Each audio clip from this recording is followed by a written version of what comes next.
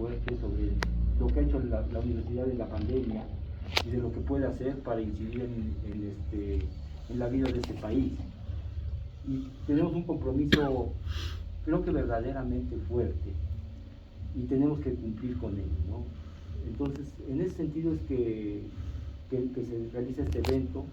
En este sentido, queremos que los productores se sientan orgullosos de su producto, que no se vean tentados a adulterar su producto, que también es otro de los problemas. Desgraciadamente, la competencia con el alimento industrial de bajo costo les impide muchas veces ser competitivos. Y en ese sentido también, desgraciadamente, tenemos un consumidor cuyos ingresos no han crecido desde finales de la década pasada, y el poder adquisitivo del consumidor ha disminuido inclusive, ¿no? Entonces eso incide en que el precio se vuelve un factor verdaderamente importante al momento de decidir la compra de un alimento. Es decir, puedo tener un queso artesanal, pero no me alcanza para el queso artesanal, y entonces compro un análogo que sí me alcanza porque es más barato, aunque las características organolépticas y la calidad del producto no sea la misma.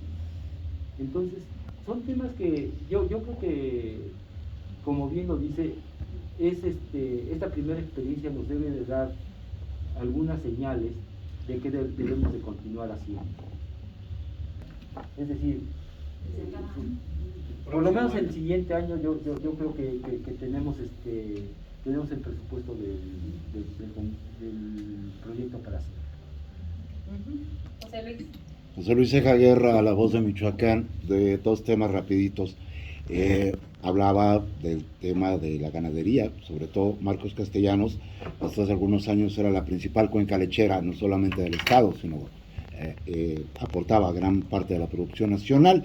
El problema en Marcos Castellanos es que la ganadería tiende a desaparecer, y tiende a desaparecer principalmente por el asunto del sustituto en la producción de quesos, este famoso queso Marcos Castellanos. Me imagino que como especialista en el tema de ganadería y lácteos tendrá algunos datos sobre esto. Bueno, le voy a contestar a medias para no ser imprudente. Tengo datos de la ganadería de Marcos Castellanos de hace 10 años, y la continuación del proyecto es ahora. Es decir, apenas se van a levantar encuestas nuevas para ver cuál ha sido el cambio. Yo pensé, y es una de las piedras en el zapato que tenemos la doctora y yo, que se refería, es que va a desaparecer por la reconversión productiva de ganado agave. Es uno de los problemas que tiene. ¿Ganado a qué, perdón? Agave. Agave. Claro. Estoy sembrando agave en los potreros, y entonces el ganado está desapareciendo. Sí, el otro problema, hace 10 años encontramos en la asociación ganadera que tenía 591 ganaderos asociados.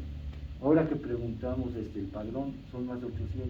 Pero hay muchos problemas en que hay socios no activos, socios que ya vendieron el ganado y no se dieron de baja, o ganaderías que es una ganadería y se fraccionó, o que si hay un programa oficial que es hasta 20 vacas, se parten el establo en dos. Es decir, todavía tenemos muchos problemas muchas cosas que detectar en este año. Yo creo que la encuesta será a finales de este año y principios del siguiente, la de Marcos Castellanos. Ahorita levantamos la de Liconza, pero es muy pequeña. Sí. Esa no es representativa. Esa nos interesaba más saber cuál es el papel de Liconza en la región. Porque de hecho Liconza ha venido señalando históricamente que el municipio donde menos capta es en Marcos Castellanos, porque los productores preferían vender la producción a los procesadores de lácteos. Sin embargo, esta venta se les ha caído, y tristemente quienes marcan el precio del lácteo en aquella región son los productores, son los procesadores, no el precio oficial de Liconza. El otro tema, hablaba doctora Adriana, acerca de estos tianguis alternativos. En Jiquilpan ya tuvimos una experiencia, y como toda experiencia que no se conduce correctamente se desvirtúa, teníamos un tianguis de productores los viernes, que era única y exclusivamente para productores de hortaliza y de fruta de este municipio. De repente llega gente con venta de abarrotes, llega gente con productos ya procesados. Vemos estas muestras artesanales de otros estados, incluso de aquí mismo, que vienen, que lo que te vienen a ofrecer son productos procesados a través de un proceso ya semi-industrializado, y no meramente el tema artesanal o la producción gastronómica artesanal. ¿Cómo van a trabajar para evitar este riesgo en caso de generar un tianguis alternativo? Sí. Yo te digo nada más para que acabe, por favor, sí. Para que acabe de contestar lo anterior. Perdón. Por otro lado, hablaba de los quesos análogos. Uh-huh. Los quesos análogos son aquellos que utilizan como insumo principal cualquier otro que no sea leche fluida. Manteca vegetal principalmente. Hay grasa vegetal, hay extensores, hay grasas animales, hay un montón de cosas. Hace muchos años, y muchos años, pero tómenlo con las reservas del caso, un amigo me decía, fui a la central de abastos de la Ciudad de México y encontré kilo de queso en polvo en 10 pesos. Era para los elotes.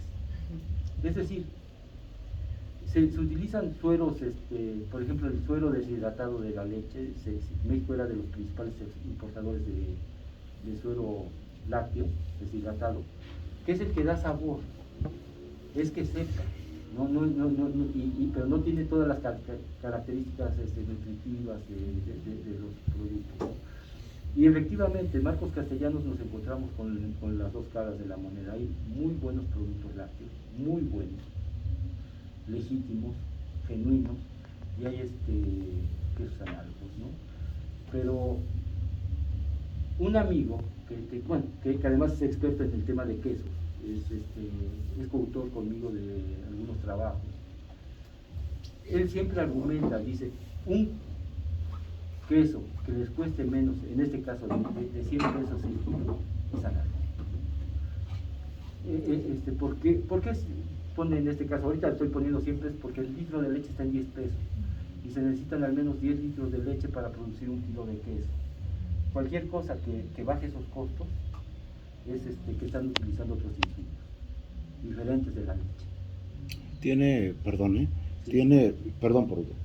¿Tiene idea de cuántos son actualmente los cupos de importación de leche en polvo del extranjero que tiene el gobierno mexicano? Sí, debe de ser, no se ha movido mucho. De hecho, curiosamente, en los últimos años disminuyó o se mantuvo estable la importación de leche en polvo descremada. El destino principal de esa leche era el programa de abasto social de Liconza. Es decir, Liconza rehidrataba esa leche, que es la crítica que siempre hice a Liconza. Digo, estás cumpliendo con fomentar la ganadería del extranjero y no la nacional. Después el mandato que dio el gobierno, la Cámara de Diputados, de adquirir leche en polvo, pero también parece ser que no está cumpliendo, por ejemplo, en Marcos Castellanos o en la región, con la capacidad de respuesta que tiene el mercado. Entonces el precio, lo mencionaba usted, lo están imponiendo los queseros y no lo está imponiendo Liconza. Normalmente nuestra importación de leche en polvo, la cual viene desde el programa Bracero, es decir, desde los años 40 del siglo pasado, son entre 33 y 37, 38% del consumo nacional aparente. Eso es lo que importamos de leche en polvo. El problema fue que con la apertura comercial, desde el Telecán y ahora Temec y todo eso, aumentaron las importaciones de derivados lácteos, quesos, mantequillas, grasas vegetales, que no son lácteos, pero lactosueros, etcétera. Esas son las que aumentaron. La leche en polvo se mantuvo más o menos en el mismo porcentaje, pero las otras aumentaron. Pero además son productos generalmente más caros. Muchas gracias. Ahora sí, creo que ya. Perfecto, muchas gracias. Bueno, para la participación de esta primera feria hicimos por invitación. ¿Qué tenía que cumplir aquella persona con la cual nosotros tuvimos contacto? Si no hay una producción orgánica, porque solo encontramos lo del limón, y bueno, es todavía investigar si verdaderamente es orgánica, pero bueno, una producción limpia. Y la otra es que fuese una producción campesina. Entonces, por eso también la invitación a otras regiones donde realizan alimentos y producen además de manera campesina. Eso significa que tiene que ver con un componente bien importante sociocultural, familiar, y una vinculación o una relación a producir, por ejemplo, con los desechos de las cáscaras, etcétera, que lo echan en el traspatio y que tienen un espacio pequeño para producir, ¿no? O los secuaros.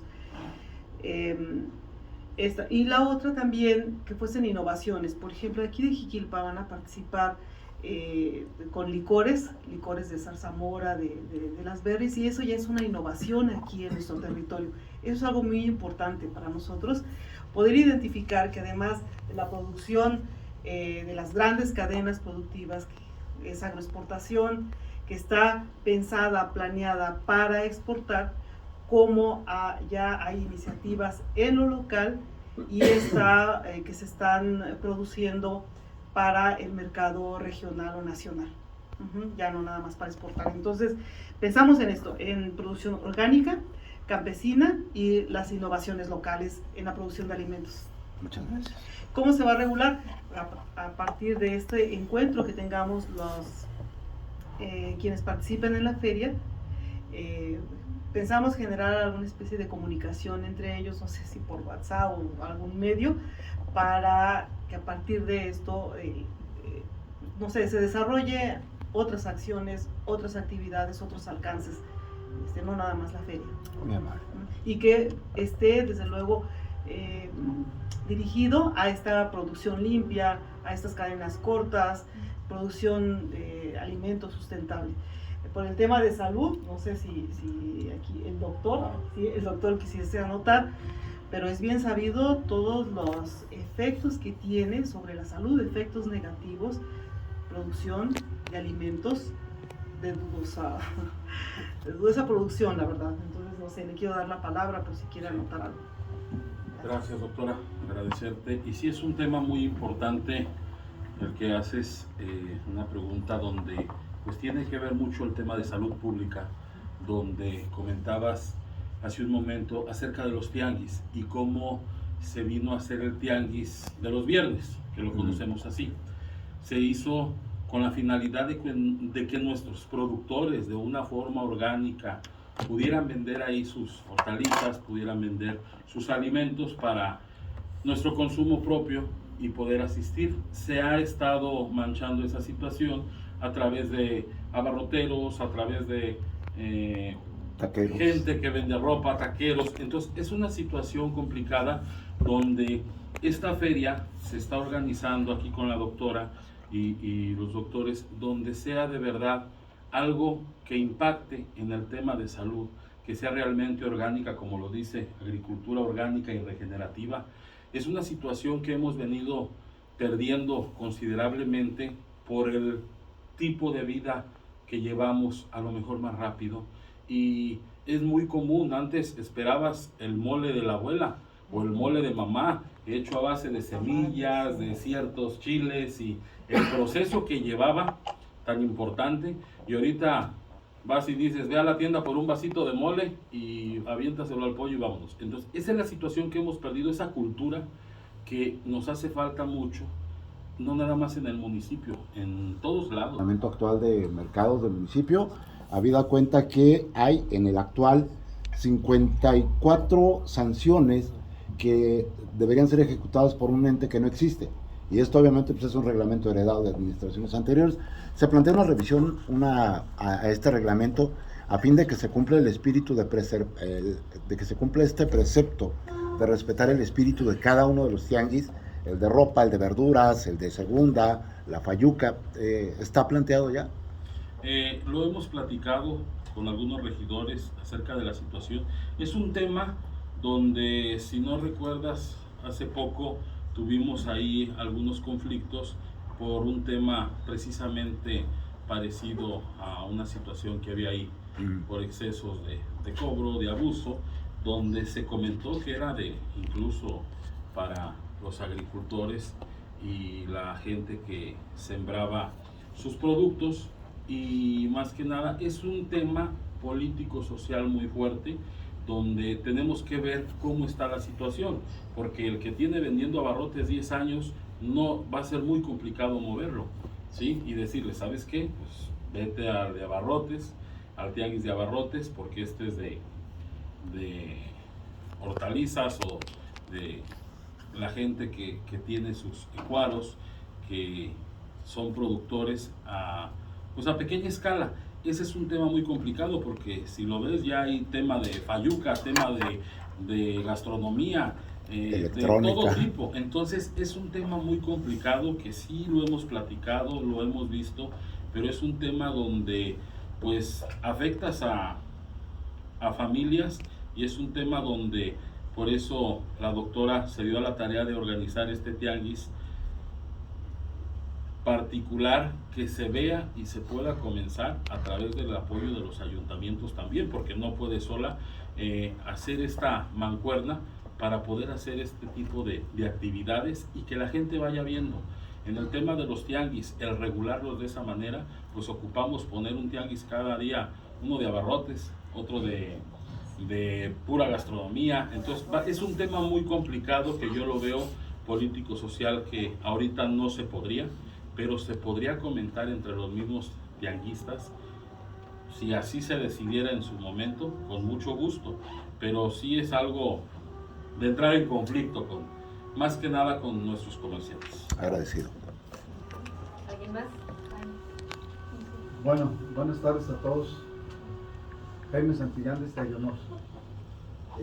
Me hizo ruido un comentario que hizo aquí el doctor Alfredo, retomando la cuestión de los quesos.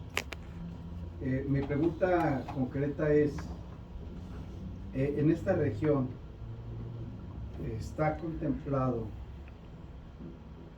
la Sierra Jalmich, me refiero al queso cotija, por la cuestión de la denominación de origen, y que ha trascendido inclusive en el extranjero, trayéndose a los primeros lugares.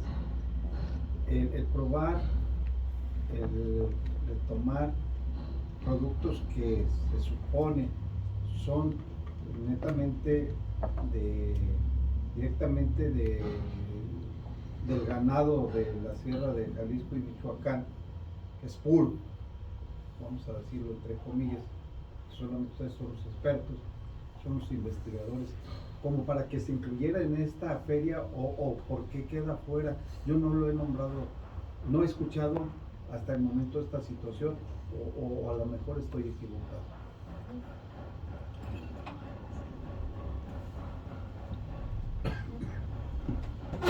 Gracias. A ver, el queso cotija sí va a participar en la feria, ¿eh?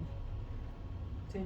Sí es uno de los participantes, de los productos participantes. Hasta hace pocos años, el ganado que estaba en la sierra de Jalisco y Michoacán era descendiente del ganado que trajeron los primeros migrantes. Ya se ha ido alterando un poquito con cruzas con cebú y con introducción de otras especies. Efectivamente, el queso obtuvo en 97, si no me equivoco, sí, en 1997 en Cremona, Italia, el premio al mejor queso extranjero del mundo. Y como pasa con los, dicen que el éxito tiene muchos padres y el fracaso es huérfano, pues todo el mundo se le subió y quiso aprovecharlo. Cuando se formó la asociación de queso cotija, era porque, y fue una un acuerdo, un proyecto entre el Colegio de Michoacán, el CIATEC y algunos personajes locales de Cotija. En ese momento determinaron que había 190 productores de queso Cotija exclusivamente, y que si no hacían algo urgente, el queso iba a desaparecer. El queso Cotija tiene algo que yo me encontré, por ejemplo, con el queso de la Sierra de Durango y con otros quesos de sierra del país.